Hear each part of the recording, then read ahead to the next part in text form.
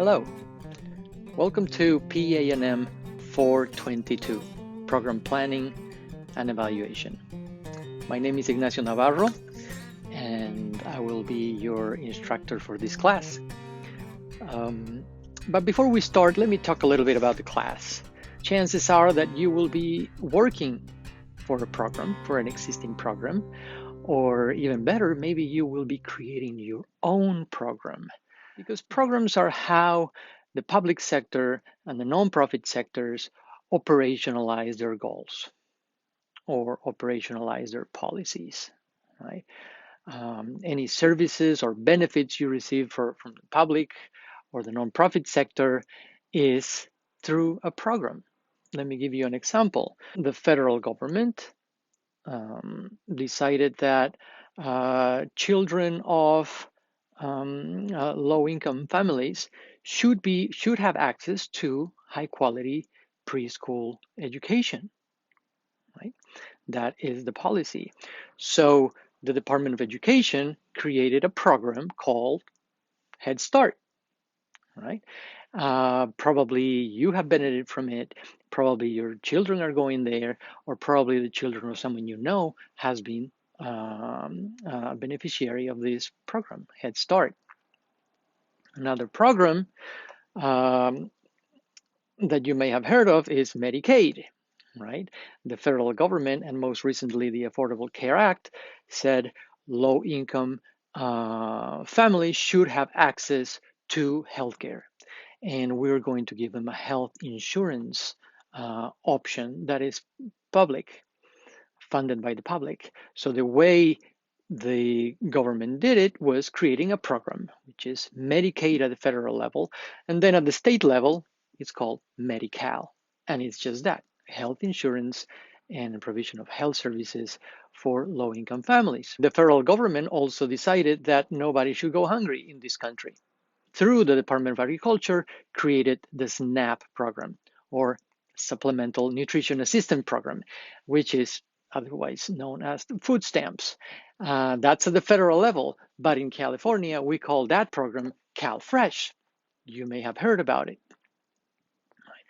Some of you or some of your friends or somebody who you know probably has benefited from the program TRIO, which is a program that helps middle and low income high school kids transition into college, and then helps them be successful in college and obtain college degrees, right? So we live in a world of programs.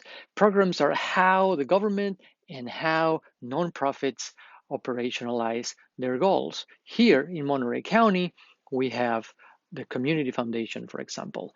They are a local foundation and they fund programs. If they like the plan, the Community Foundation will fund that program.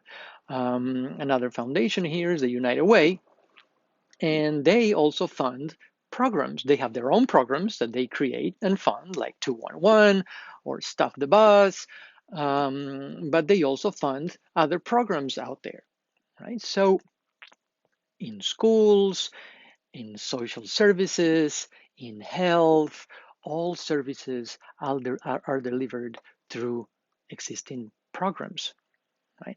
So in this course, we will talk about, well, first, why do we have programs? And more importantly, how to create programs. Where do programs come from? And what are the steps to create a program and a program plan, right? How do we make a plan for a program that is so good that foundations are going to likely fund it, right? Or we can fund it through grants, maybe through the federal government or state government or local government, right? How do we go ahead and create a plan for a program that will get funded, right? There are 7 steps to create an effective program. We will discuss each and every one of those. But then after we've discussed how programs are created and what are components that go into creating a program, we will look at what happens after you implement the program, right? Through the lens of evaluation, right? We will learn what it takes to find out if a program was implemented as it was designed, and also what it takes to determine if a program is actually achieving its outcomes, right? That's what evaluation does. So not only we are going to learn about how to create programs, but we're also going to look at how we assess if the programs are working well as they were designed or planned. Right. So there are two components of this course. The first part is the program planning part. The second is the program evaluation part. But you will learn that evaluation and planning are two sides of the same coin. You cannot evaluate a program without understanding its plan, and you cannot sustain a program without evaluating it. So the goal of this course, again, is that you have an understanding of how programs are created and how programs are evaluated, with the intention that someday you will be able to evaluate these programs, or even better, you will be able to create your own program to make this a better community and a better world. So we will learn about the principles of program design, like problem definition. We'll create problem models. We'll talk about needs assessments. We'll talk about how to formulate objectives and goals for programs. We will find evidence-based practices that you can implement through programs. We're going to talk about logic models that you will use to summarize your program model, and we'll look at ways to assess agency capacity for implementing the programs, and designing process evaluations and designing outcome evaluations. This is it's a lot of material, but it's a very, very exciting. Please take a look at the syllabus for details on how the course will be delivered and the assignments and the grades. I just want to welcome you to the class. I am very, very excited to be teaching it. I've been doing program planning and evaluation for over 15 years. It is what I do. It is what I love to do. And it is what I love to teach as well. So thanks for watching, and I will see you in class.